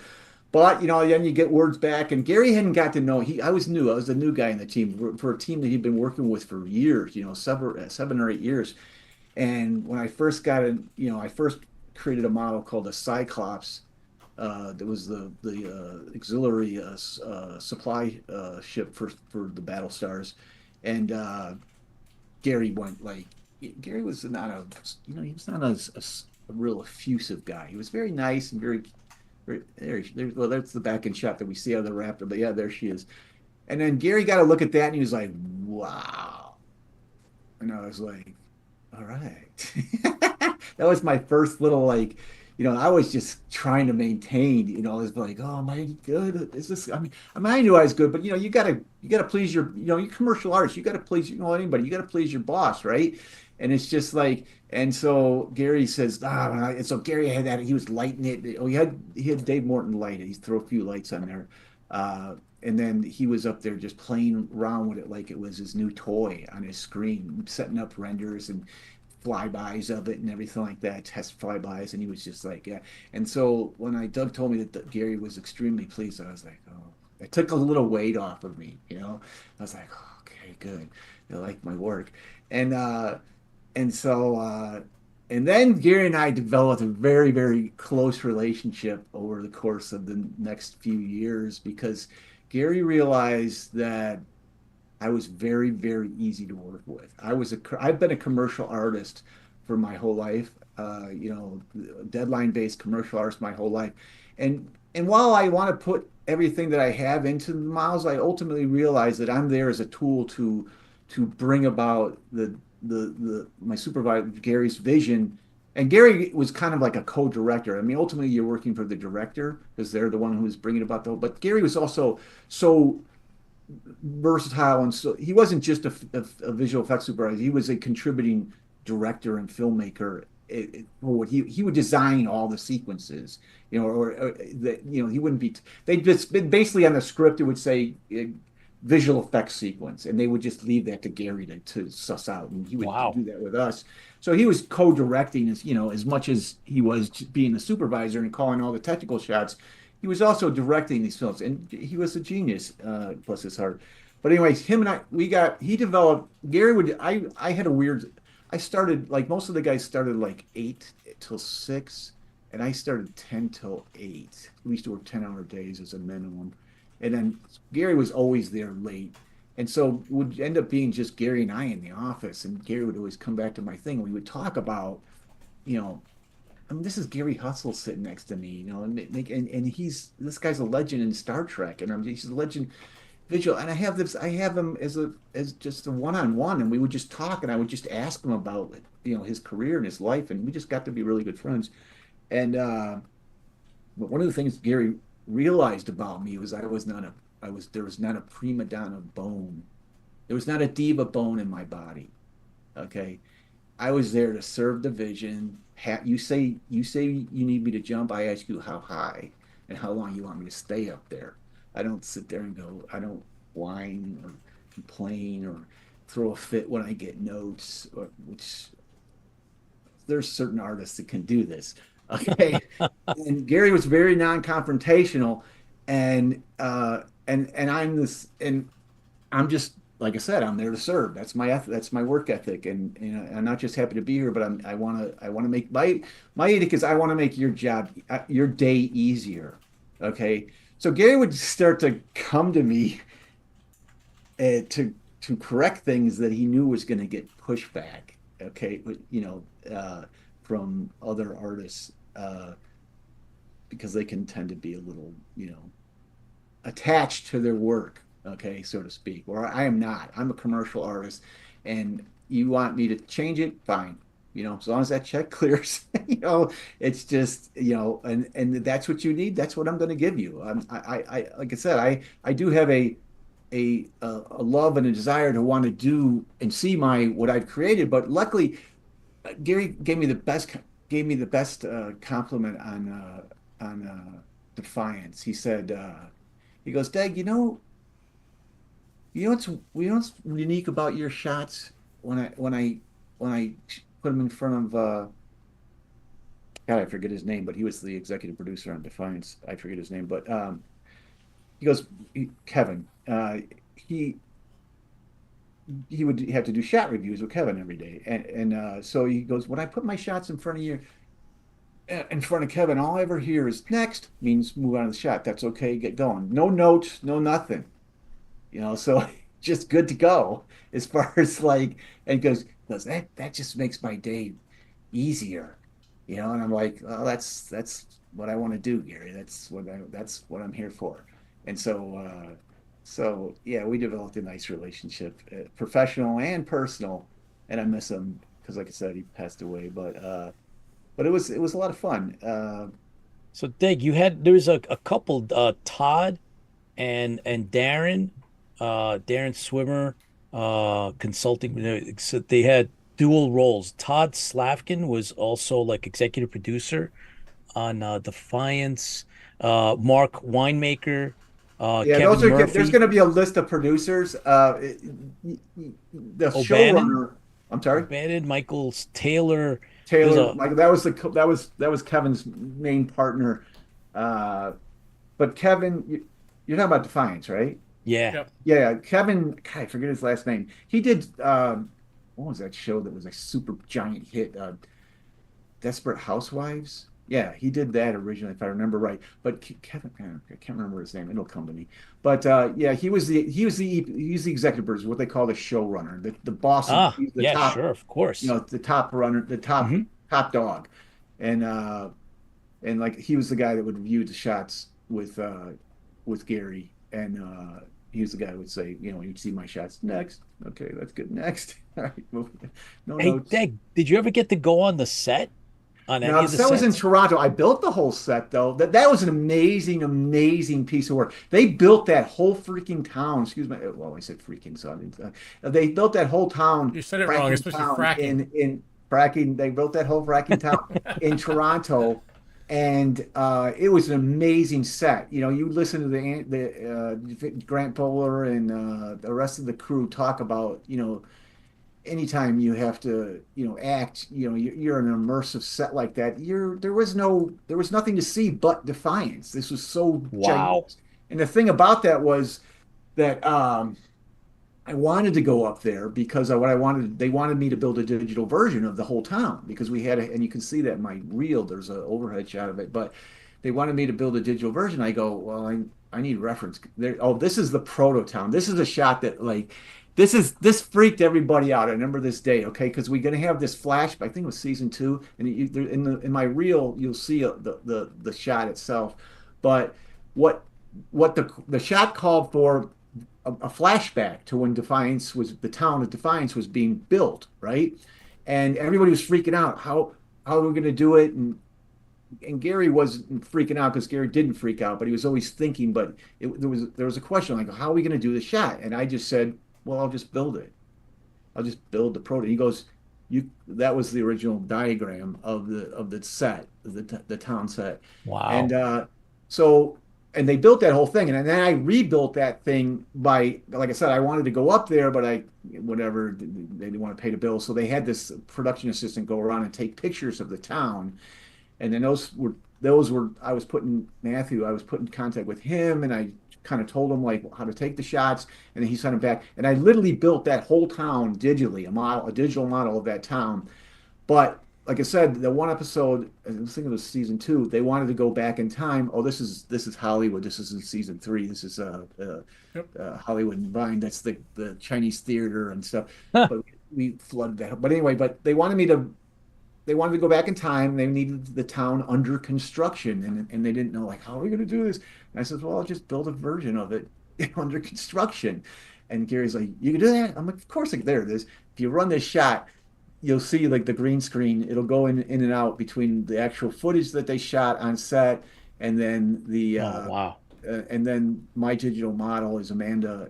The two actresses are walking in front of it, and and yeah, like I said, Gary said, I goes, yeah, I'll just retro build the set. And they'll build the frame of it like it's under construction. And there's everything down to like little hammers and like cinder blocks. All that's fake behind them. Oh, Okay, that's wow.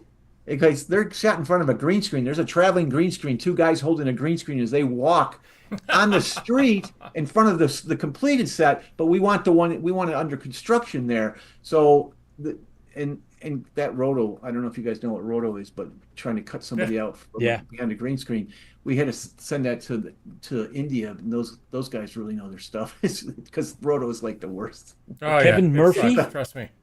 Oh yeah, yeah. I'm with So, you too because I just got done rotoing a bunch of stuff for our fan yeah, then film. you know what I'm talking about. Yeah, there we used to have a Deg, little sign that said "Roto is hell" Yes. in the office because it's just it's just fastidious, just it's yeah. But Deg, is it Kevin outlining Murphy? framework. I'm sorry, Kevin Murphy? Kevin Murphy. There he is. Yeah, There we yeah, go. yeah. Yeah, yeah. Desperate Housewives, Kevin Cool. Murphy. Uh, So Deg, I mean, it's a heck of a cruel, path that we went down, following you around and you show how there's a couple of major takeaways and it's a recurring theme. It's dedication, it is having a vision, kind of knowing what you want and then being able to prove yourself on top of networking, right? So there's a lot of work, once you prove yourself and you know what you're doing, you seem we hear this a lot. People notice, and then there's a lot of the word of mouth, which you mentioned even before we went on air, right? That counts for a lot. And sometimes I think that's lost in translation when some of the newer people are trying to get in, or when we just talk about film and our world, the fandom, the professional aspect of it, the film itself or the TV show.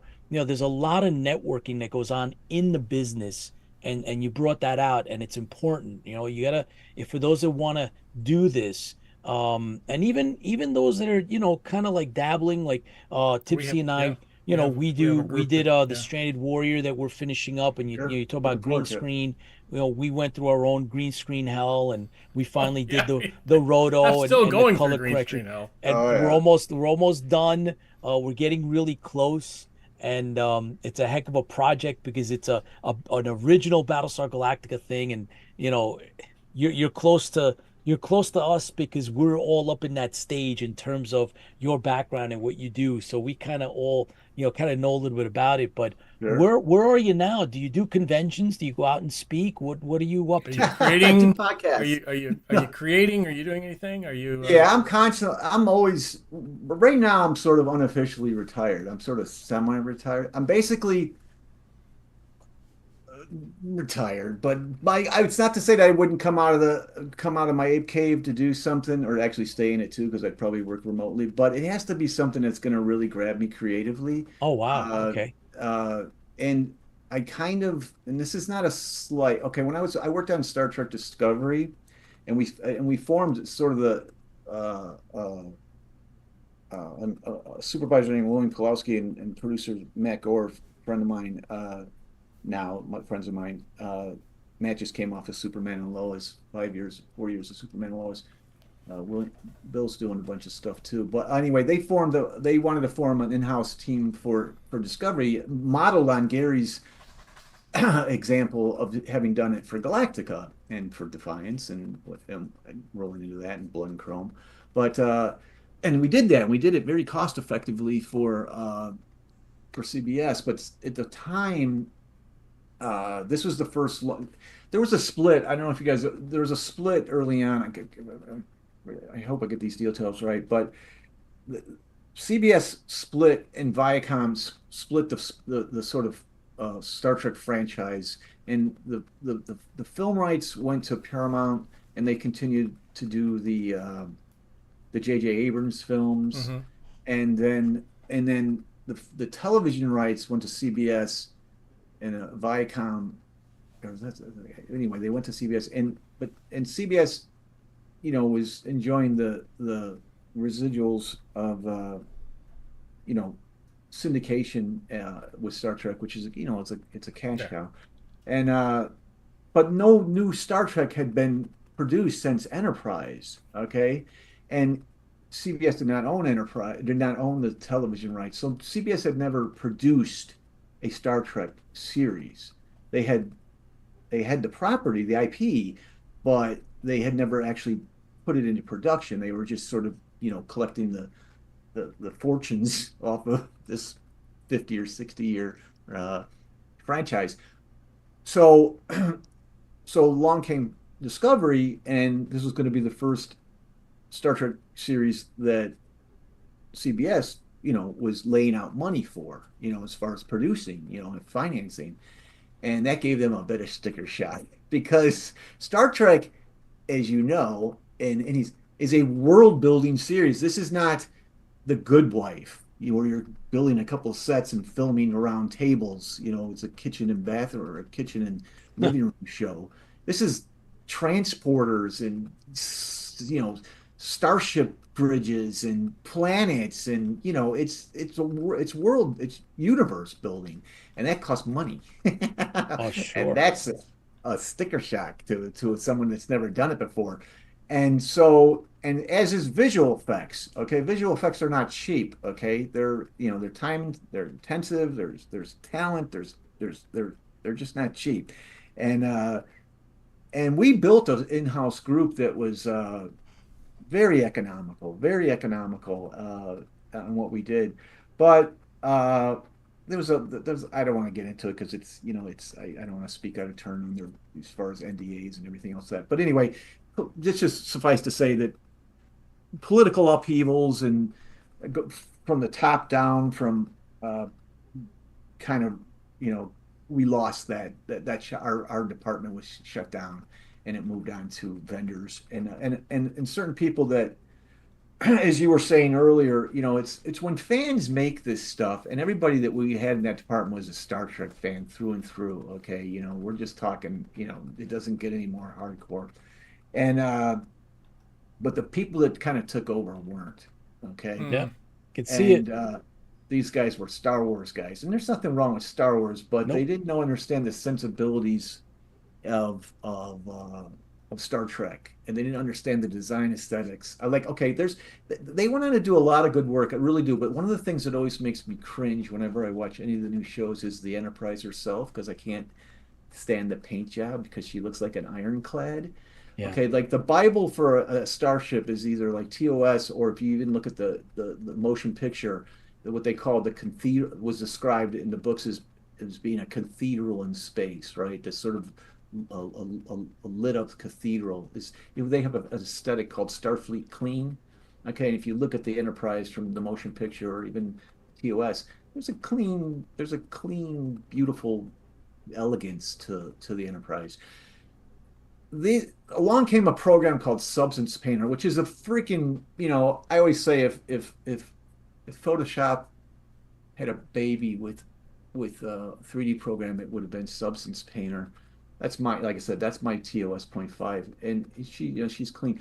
But Substance made a lot of things easier, but it also made things a lot of default out of the box for people that don't really know how to paint, and they sort of like tend to do things because they can do things, not because they should do things. But like, oh yeah, so the texturing and the paint job on the Enterprise of the new series is like an ironclad, and it's just really, makes me cringe every, because a lot of the work that all the other work that they're doing on there is beautiful. I think there's some really really outstanding work done Agreed. on some, but the Enterprise is like the, I have a saying, but I don't want to say it online.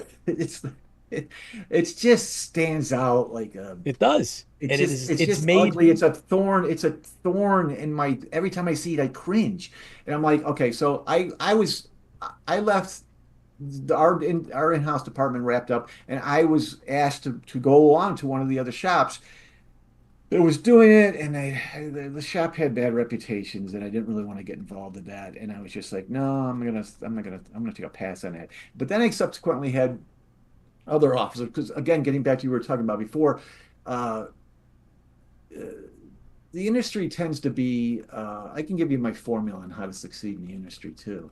But uh, the industry tends to be very much uh, professionally incestuous because people like hire who they know. Okay, essentially, and as any business does, but especially everybody in you have to remember one of the things you have to understand about Hollywood is everybody's a freelancer, okay? Because your job is not going to last for 40 years. You know what I'm saying? Not that most jobs don't anyway, as it is now, but especially in Hollywood, your gig is only going to last as long as the show. And if you're lucky, you get on a show that lasts like 7 years, but or a movie can last for a couple of few years too. But a TV show, is going to last as long as it's run, and then you're going to have to find a new job, right? So everybody's kind of always just kind of looking for work because they're always connecting, and you sort of find this circle of people that you come to depend on as far as being quality, being able to meet what you're looking for, but also how are you to work with? Okay, how are you pleasant to work with, or are you a pain in the arse to work with? Okay. Are you a diva? Okay. Are you difficult? Do you balk at notes? Are you, okay. So those are the two components right there. And sometimes you will be hired, you get people that aren't necessarily the best, but they're easier to work with and they're going to get the shot done. And they may be the B level shot guys. And hopefully you're going to find the A level guys that you need, or the guys and gals, and you're going to, and they're not going to be, you know, jerks and divas. So so there's a lot of ego to put up with but there's a lot of good people too. But there's definitely creatives can tend to be, you've heard the term the artist ego, right? Well, Sure. this is and I've stepped like I said, I've been a commercial artist my whole life, so I was kind of geared for this from the get-go. And like I said, I'm also a service-based person as it is. But I'll do what I want in my at home, as my own director, my own art director, and no one needs to tell me what to do. And that's one of the reasons my supervisor always liked me too, because I play my own art director. I'm very good. I have a very honed eye. And I've always looked, people say, how do you get so good? I go, well, basically it's not a really hard formula. I look at what I see on screen. I don't fall in love with my own work. So I look at what I see on screen. I go, is my work as good as that, or not? And then I have to look back at my work and I have to go, no, it's not.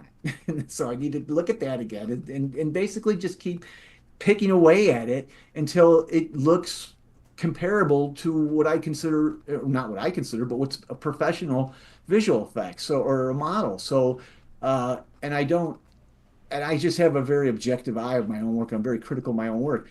And one of the things that I also don't do, like, I never use discipline. I'm not, everybody's like, you're so disciplined, Dag. I'm like, no, I'm not. I'm not disciplined at all. What I am is I'm inspired.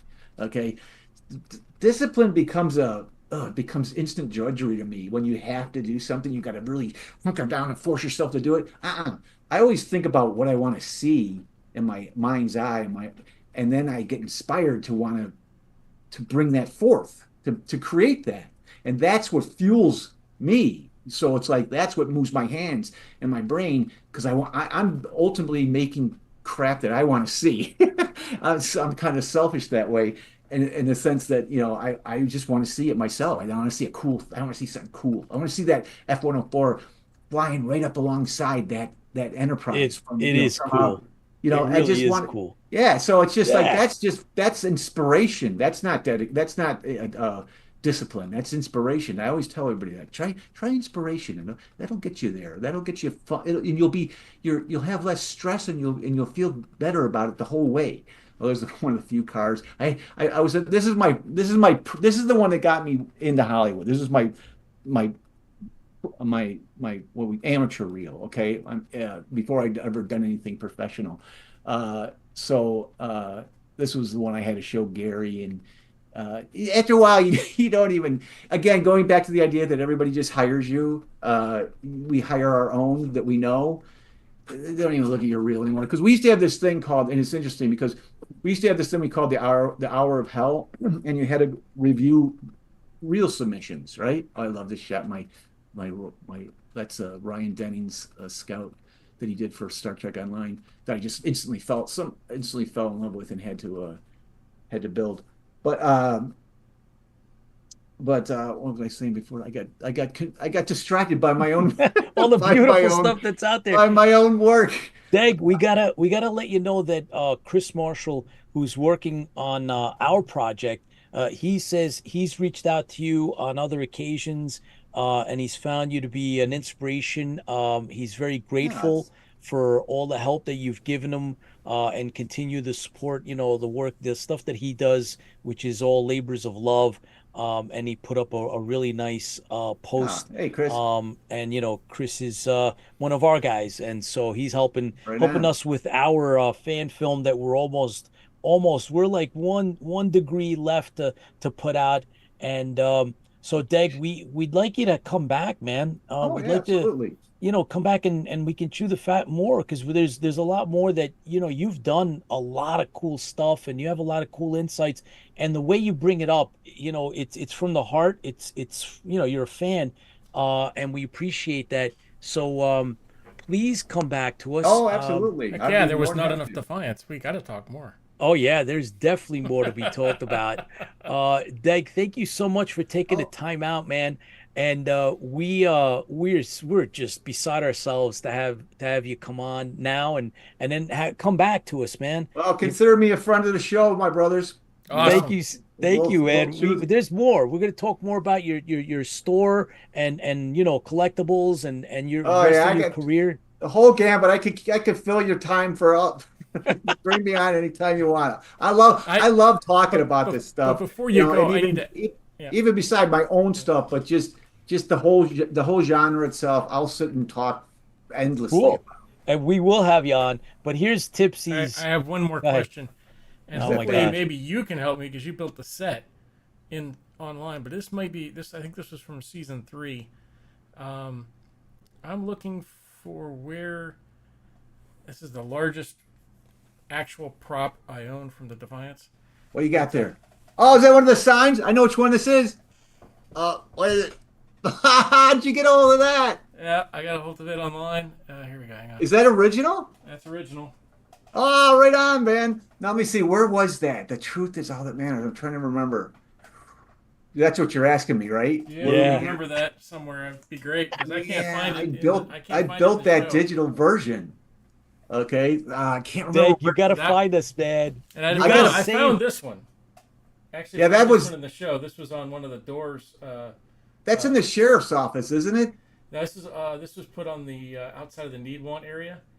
Outside the what? Need want. Oh, sorry, I moved away. Oh, okay, the need want. Sure, Yeah, sure. this The was need part of the want. Yeah, need want, and they were yeah, yeah. when they took over the town, the Earth Oh, Republic. sure. Okay. Yep. Yeah, yeah. Yeah, yeah. Oh, I'm so happy, Chris. You're a Defiance fan. I mean, I Oh Hell yeah. really yeah. talk more about that was a great show. We did some Deg, you come amazing back, work and on it. maybe we can find out. We can try to figure out where that came from. Thank Yeah, you, yeah. thank you for doing it, man. I'll look at Appreciate it. right on, you guys. You're awesome, and once again, keep creating, and we really look forward to seeing what you do next, and Here's maybe to you, we buddy. can get together on a project sometime. Yeah, yeah. You guys, I'll be watching. Cool. Thank you, Look forward. Deg. All right, Man, guys. that is so cool. I've said it how many times? Every time we do the show with somebody that's a fan, it's really cool, and you can tell, and it's a lot of fun. We have another special guest that's with us. Oh yeah. Someone that's actually come. It's a second. It's their second appearance on IFB. Phil Imbriano, who is with Tops, and he's overseen a bunch of projects, and he's got some new stuff coming out. And Phil, thanks for coming back, man. How's it How's it going? going, guys? Cool. Going good. So I got to see some of the images that you sent us. So you got a whole other line of cards coming out. Yeah, there's a lot of great stuff out now with Tops. I just want to fill you guys in on it. And I think Cool. last time I was here, there weren't any Marvel cards out yet, but now there are. So Tops is back in Disney Marvel business. So Whoa. there's been lots of great stuff coming out and a lot more to come. So it's been fun to work on and just really been enjoying it lately. So what you see in there is from Topps Marvel Chrome. Which has only been out for a few months now, and it was basically an instant sellout, and the aftermarket's going crazy for it. So it's a lot of fun stuff to work on, and And you I was still do also some of sports too, right?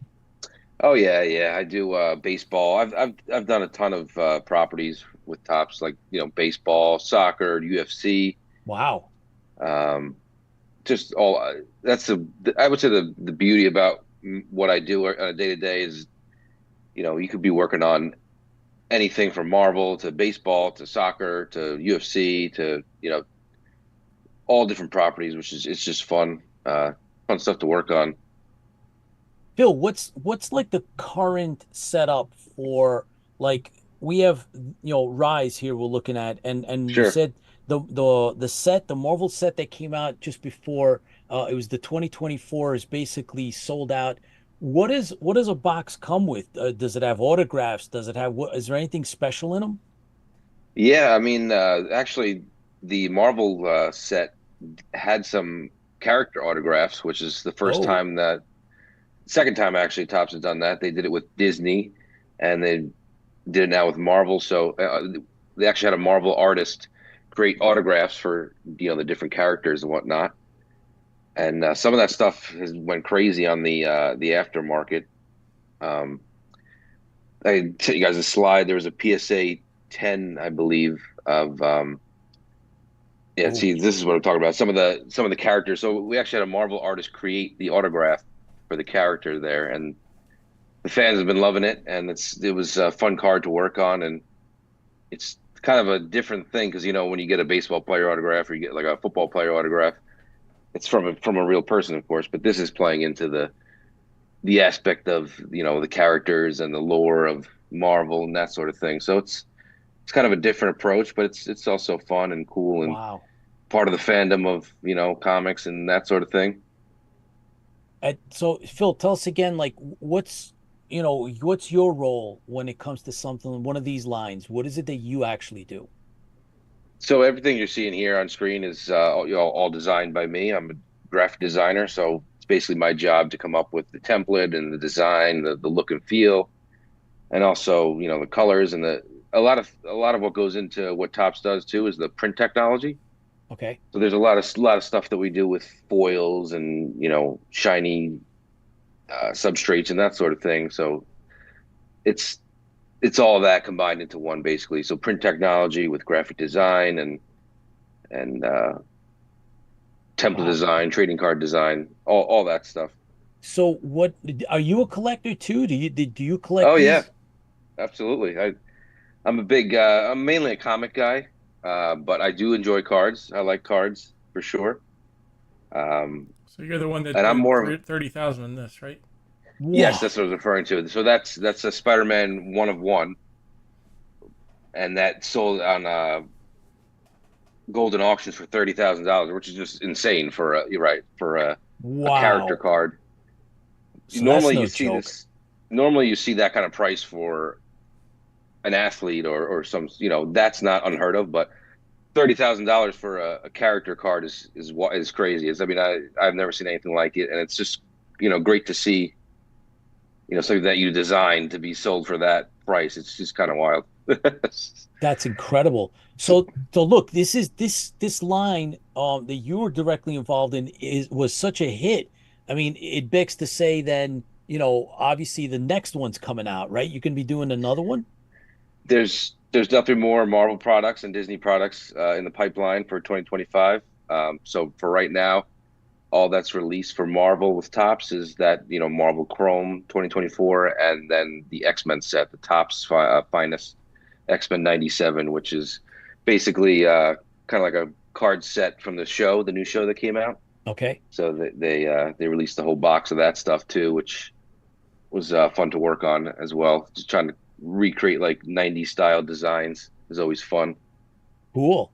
Uh, Yeah.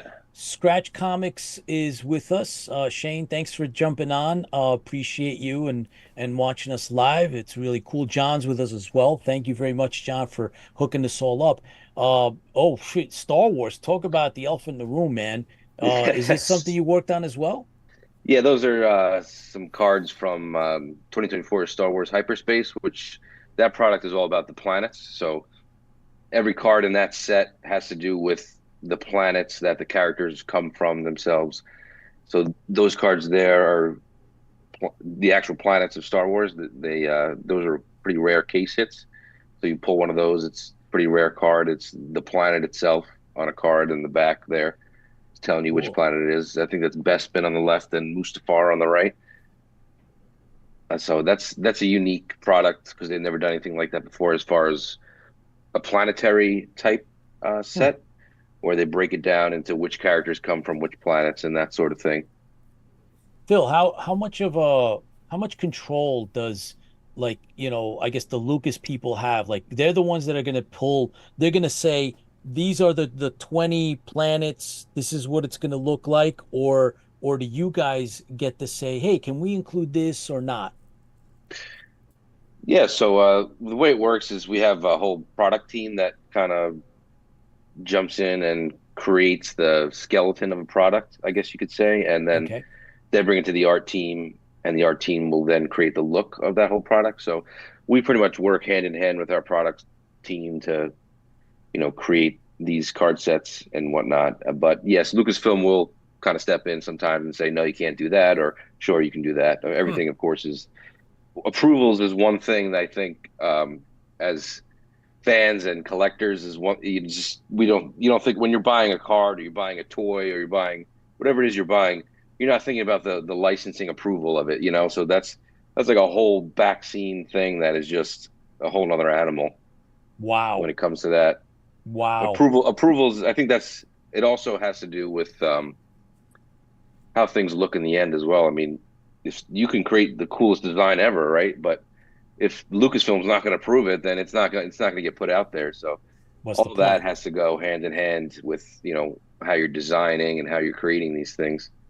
Because Cool. Lucasfilm is definitely one where it's like they want you to be on brand. They want you to stay true to Star Wars and really just delve into who they are and what they are. They don't want you to make something that doesn't look like Star Wars, right? So So, Phil, where is Topps going this year, right? I mean, it's only March, right? The year is still early. What if anything are they looking to put out? And we're talking not, like the non-sports line. Where are they going? Where are you going? And what are you going to promote that you're involved in? like I said, they're expanding more and more in the entertainment field, which is great because as myself included, I'm more of an entertainment fan when it comes to cards and whatnot. So, as a designer, that's what I love to work on as well. But like I said, there's going to be way more Marvel products and way more Disney products to come this year. I can't tell you exactly which ones, but if you just can, you know, think about how many more options there are out there than just that one Marvel product and one X-Men product that's out there now. There's a lot more to come down the pipeline for 2025 when it comes to Disney and Marvel. I got my fingers Where, crossed for Punisher. yeah, Punisher would be Yes. cool. Phil, where's the best place for us? I mean, back in the day when we were growing up, you would go down to a candy store or the Yeah, Optimo or and you'd pick up and I'll tell you the comic book shops are really kind of shying away. Those that are still around, they're shying away from the cards thing. So where do you yeah. get cards now? Well, I mean, you can everything that comes out, you can always be purchased through Topps.com. If you Okay. don't have a hobby shop, if you don't have a comic shop by you that sells cards, everything can always be purchased at Topps.com. So they they have all their products that are out there right now that are up on Topps.com. But yeah, you're right. It's a shame that the card shops and the comic shops were always one, right? It's like they were always married under one umbrella. Especially when I was a kid. I mean, I would go into a comic shop, buy my comics, and there would always be card packs there. Oh yeah. So it's like to, that has to keep going. We got to keep that stuff going as fans, of cards and comics, and I love both. So I love to Oh yeah. support that as well. Phil, if you we talked about this last time you came, the Philly non-sports card show Yeah, is one of the oldest still going on. And Tipsy and I, we got to go to it and I'd been to it before. Is that something that you and Tops are gonna support? Do you go to these things yourself? I know they go to the national. I mean, I've been to tons of conventions with Tops. I've been to Comic-Con, of course, in New York and San Mhm. Diego.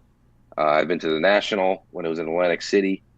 That one, I'm not exactly sure if they have a booth at or not. But me as a fan, I try to go to conventions when I can. I also like to go to the Philly Comic-Con Cool. when it's in town. But yeah, I'm not sure if Tops actually goes to that one. But they also have Fanatics Fest now, which is kind of a basically a convention for sports, and it's all cards, and of course now Topps is owned by Fanatics, so Yeah. Fanatics has basically created their own convention now where it's basically all sports and cards, which is awesome to see. Wow. Yeah, Wow, that's cool. Yeah, there's the Philly non-sports card show is, it's a medium-sized show, but it's just non-sports cards. It's been around forever, and all the other, the Cryptozoic and all the other companies, they all go there. They're all, they represent, and it would be kind of cool if especially since you guys are coming out with all these other things, other than, yeah, this one, Philly non-sports card okay, show. It's definitely worth it because everybody that goes, and it's one of the longest in the business. yeah, Just if there's any way you can pass that on, there sure, it's you would enjoy it yourself too. I mean, it's all hardcore, non-sports card collectors that are there. So hopefully we'll see you at one of these, whether it be New York Comic Con or you said Philly, maybe even San Diego one of these days. It'd be cool to see you work in one of those Tops booths or something yes. like that. It'd be really cool. Yeah, I used to do that a lot actually. I used to work the Topps booth all the time, so Wow. I'll definitely be at more of them. Cool. Another highlight for me that I was had in some of those slides there this year. I was able to design Topps Series One, which, if you're just know anything about sports cars and that sort of thing, Topps Series One's been around for 74 years now. So Wow. yeah, so it was a great experience to be able to work on that. And um, the way we treat Series One internally is kind of like all the designers come together and basically throw in a design for it, and then executive leadership and people like that, they'll pick a design and say, okay, this is be next year's Series One card. So for this year, for 2025, it's my design. So that was a good achievement for me this past year. And yeah, that's it there. Oh, wow. The hobby box on the left there, and the Aaron Judge card on the right. Of course, the most famous Series One card, and really the most famous baseball card ever, is the 1952 Mickey Mantle. So this is every year we try to elevate the Series One design and do different concepts and just kind of bring that legacy forward of the 74th year of Topps Baseball Series One. That's super.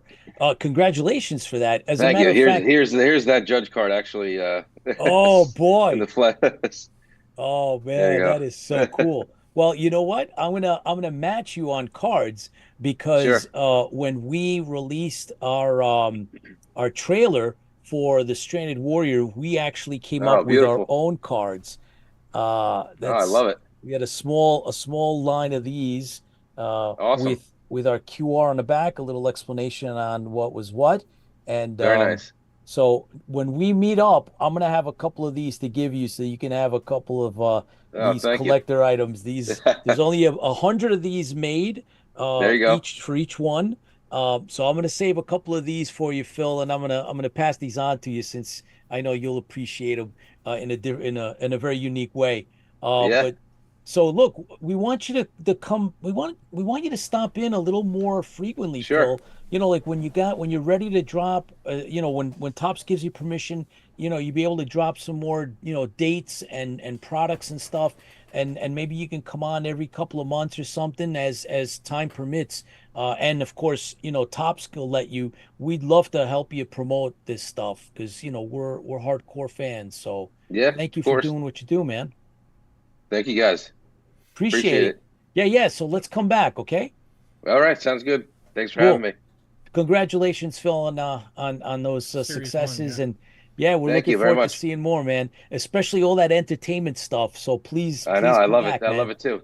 All right, fantastic. Thank you guys. Yeah, cheers. This to you and Cheers. Tops.